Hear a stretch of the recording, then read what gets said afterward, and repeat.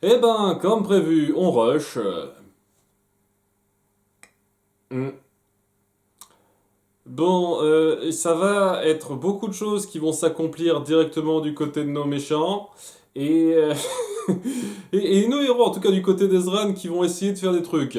Alors, j'apprécie un peu ça. Le problème, c'est qu'il y a beaucoup de ces points qui auraient grandement mérité d'être davantage mis en place avant, je trouve, vraiment instauré et développé avant cet épisode. Et vraiment, l'épisode précédent était peut-être la bonne occasion de faire ça un petit peu mieux, plutôt que de tout fourrer en seulement 25 minutes d'épisode comme ça, même un petit peu moins. Ça va se ressentir donc surtout sur le conflit mis en place, mais parallèlement on va avoir donc toute la partie autour de Callum qui aura appris donc ce qui se passe. Et qui va se dire, mais la perle qu'on vous a laissée. Ah, la perle, elle vous a pas dit, c'était une fois, c'était pas la bonne que vous avez laissée.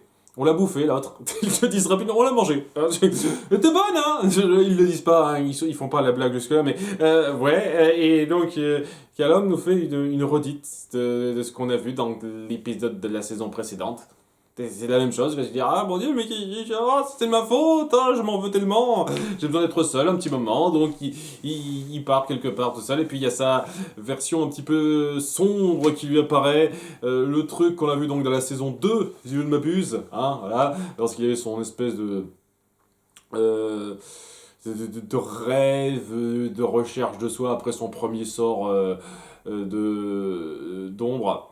Et ok, je m'attendais pas à ce que ce soit un élément sur lequel on se penche davantage, mais dans un sens, c'est pas bête d'appuyer que cette part sombre n'est pas complètement disparue.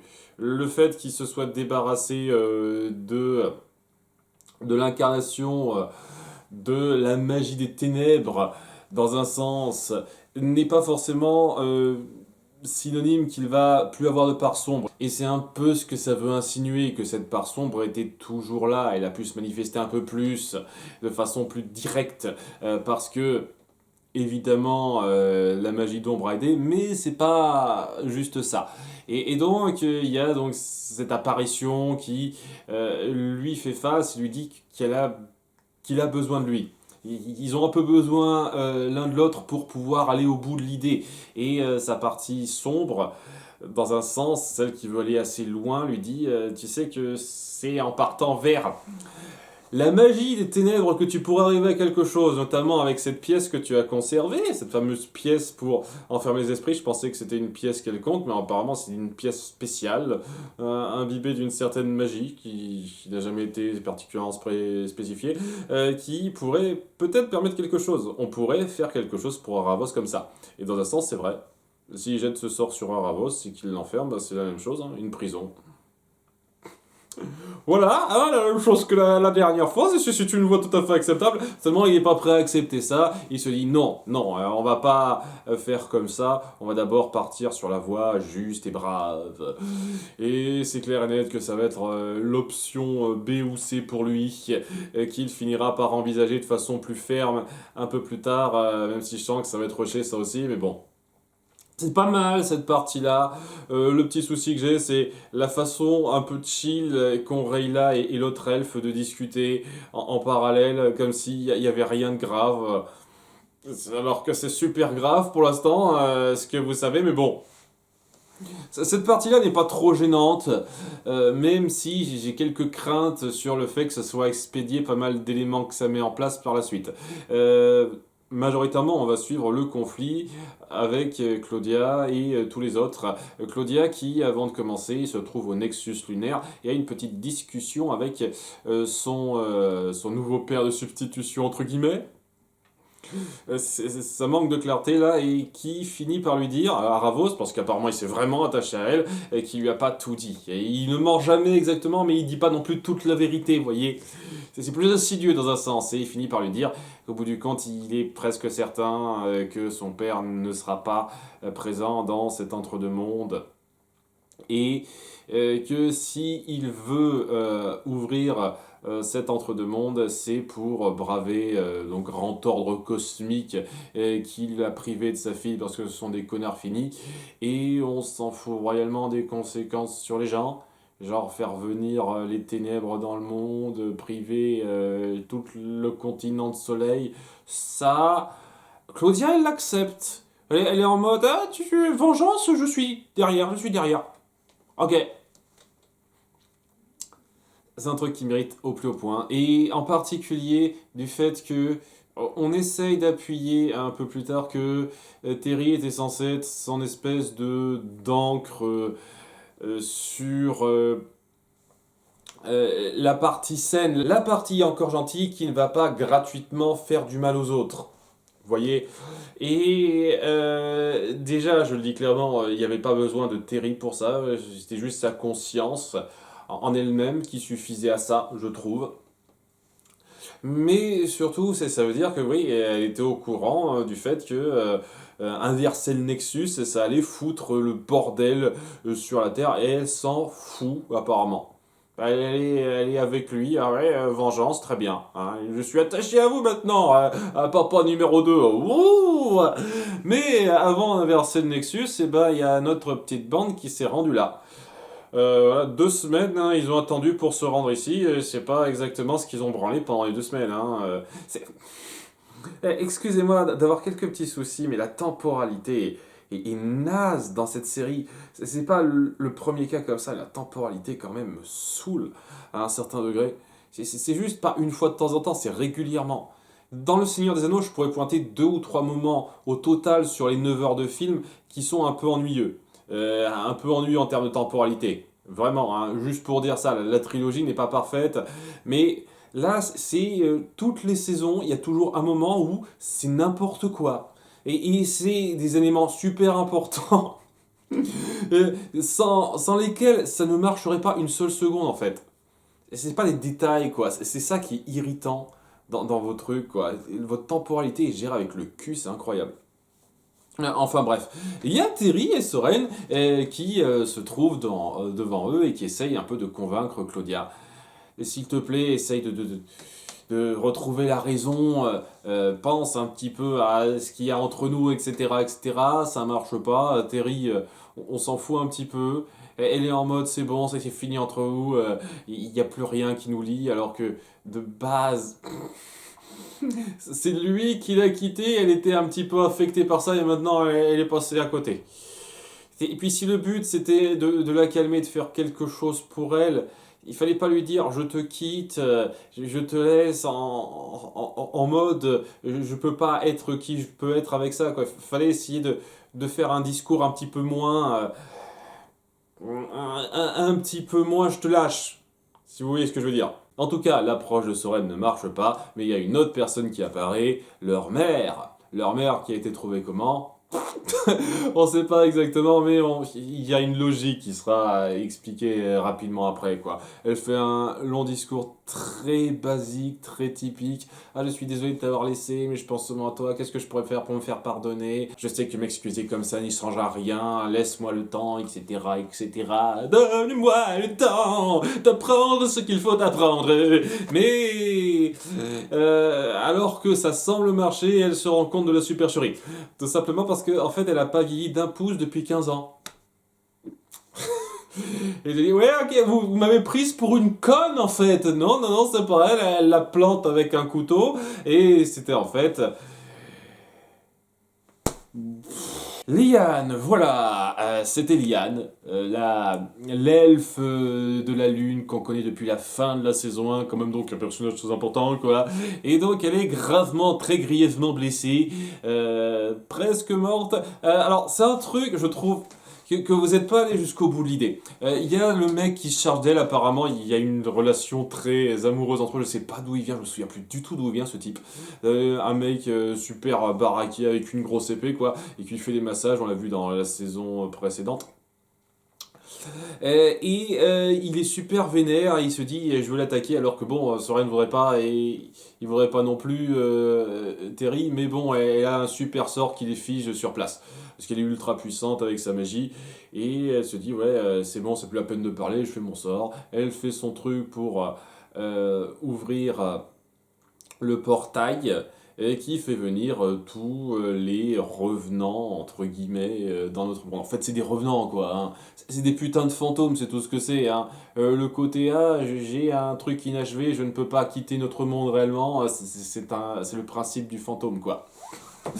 Donc, des tonnes de fantômes se fondent sur le monde de Xadiar. Enfin, des tonnes, on en voit une vingtaine dans tout et pour tout, mais j'imagine qu'il y en a plus dans l'absolu, dans ce qu'on voit pas, notamment une espèce de d'apparition un peu plus classe que les autres, on va dire, qui a voué allégeance à Ravos, je ne sais pas pourquoi. J'espère qu'on donnera un peu d'explication rapide à ça, quelques phrases, ce serait cool. Il l'envoie faire je sais pas quoi avec un autre bâton. Ok. Il donne une protection à Claudia qui va je sais pas trop où. Voilà, il prévoit pas mal de trucs pour foutre en l'air le monde parce qu'ils en ont plus rien à foutre. À nouveau, Claudia. Je vais en parler rapidement à la fin de ça, Claudia. Alors que il laisse sa sphère et que le sort de Claudia se dissipe, libérant les quelques présents, c'est Anya, parce qu'Anya est là aussi, rapidement, qui lui balance une flèche dans la gorge. Mais ça suffit pas à le tuer réellement. Je veux dire, ça ne tue que ce petit réceptacle, alors que son vrai corps reprend forme là où il l'a laissé, près de la mer. Mais Ezran et Zim l'ont repéré. Ils se sont retrouvés là pour l'accueillir directement. C'est le petit twist que j'ai bien aimé. J'ai bien aimé ça, ils ont prévu le coup et le fait que Corvus ait repéré que cette île n'était pas là les a fait comprendre la chose. Cool. Et ça, c'est quelque chose qui n'a pas besoin d'être expliqué en détail. Ça se comprend très bien par rapport aux petites choses qu'on a montrées au début de la saison. Je peux quand même saluer quelques petits moments d'écriture bien pensés quand même. Hein. Je tiens à dire que c'est loin d'être la série la plus mal écrite que j'ai jamais vue de ma vie. Loin de là. Hein. Loin de là. C'est juste que souvent, c'est pas super bien écrit non plus. Mais ouais, là, c'est un bon point. Le petit moment où Corvus a fait le repérage a permis de faire le lien et donc on est préparé, prêt à l'accueillir avec donc les armes en rubis magique qui ont été confectionnées pour l'affaiblir et le faire tomber à terre et l'enchaîner pour le capturer. Et ce qui est assez dingue, c'est-à-dire que le grand méchant est déjà mis HS. Mais j'imagine que ça va pas rester longtemps. Je sais pas, j'ai le sentiment même que ça risque de partir sur un gag au début de l'épisode, enfin un gag entre guillemets, où vous croyez que vous m'avez attrapé, mais en fait non, je mets un peu plus de force et puis je me libère tranquillou. J'espère que ça va pas être ça quand même. Même si... Le truc avec Aravos, c'est quoi l'étendue de ses pouvoirs réels? Je sais pas trop. Le fait d'être cloué au sol comme ça suffit. Est-ce que les espèces de chaînes dans lesquelles il se retrouve sont des chaînes qui bloquent un peu la magie d'une certaine façon, comme les chaînes qui ont bloqué le dragon qu'on a vu dans la saison 2 par exemple, si vous vous souvenez. Est-ce que c'est ce genre de cas? Je sais pas trop. Je sais pas trop. Ouais, je serais pas contre qu'on lui dise c'est un chouïa, mais c'est pas trop grave. Ça, j'ai bien aimé ce petit retournement et le fait que, voilà, Ezran et compagnie aient quand même prévu certains trucs. Même si je peux pas m'empêcher de trouver que c'est quand même dingue après tout ce temps et qu'ils aient pu faire tout ça avant qu'Aravos et Claudia n'arrivent à destination. Mais bon. C'est toujours mieux dans un sens que c'est ce putain d'elfe stellaire qui met 3 plombes à trouver quelqu'un. Enfin bref, c'est pas trop mal comme épisode, même si ça va trop vite. Je suis un peu frustré par exemple du fait que ce que ça promettait l'épisode précédent, c'est qu'on étoffe un peu plus le personnage de la mère de Claudia et Soren, mais au bout du compte, c'est juste une fausse piste pour tromper le spectateur et même pas Claudia. Donc non. On va pas étendre ça plus, elle les a lâchés, c'est une connasse apparemment. C'est comme ça qu'il faut ressentir le truc, peut-être, j'en sais rien. Je pense que c'est comme ça qu'il faut le voir. Au moment là, leur mère, c'est une connasse qui, après avoir eu peur de leur père, les a lâchés en n'ayant plus rien à foutre d'eux. J'ai le sentiment que c'est un peu ça. Ouais, Claudia, je pense qu'elle a vraiment atteint le stade où j'en ai plus rien à foutre d'elle. Mais vraiment, hein. Jusqu'à présent, j'avais Il y avait quelques périodes où j'étais un tout petit peu derrière elle par rapport à ses aspirations, mais là, plus ça va, plus elle suit un petit peu le mouvement de ce que veut le méchant principal. Avant, c'était Viren, maintenant c'est Aravos, elle suit bêtement le truc, quoi. Au bout d'un moment, c'était je suis attaché à mon père, donc je veux faire en sorte qu'il survive, mais maintenant que c'est plus le cas, elle est en mode je te suis, Aravos, voilà, et ouais, rien à foutre des autres, on les emmerde. Cette espèce d'apathie ambiante pour tout le monde, qu'elle s'est forgée un peu toute seule, ce besoin de suivre bêtement, sans penser une seule seconde au plus grand bien, je trouve pas que c'était particulièrement bien amené, de façon satisfaisante ou quoi que ce soit. On essaye d'en faire un personnage pseudo-tragique, mais personnellement, c'est juste une méchante comme ça, quoi. Je suis désolé de dire ça, mais pour moi, on est presque au niveau de Magnifico dans Wish, hein. C'est-à-dire qu'il y a une première partie un peu sympathique, une plusieurs transitions qui sont pas satisfaisantes vers certains points qui l'amènent à être de plus en plus l'antagoniste principal presque. Je veux dire, Aravos oui et Viren oui, mais elle c'est toujours secondaire derrière et au bout du compte elle prend de plus en plus ses devants.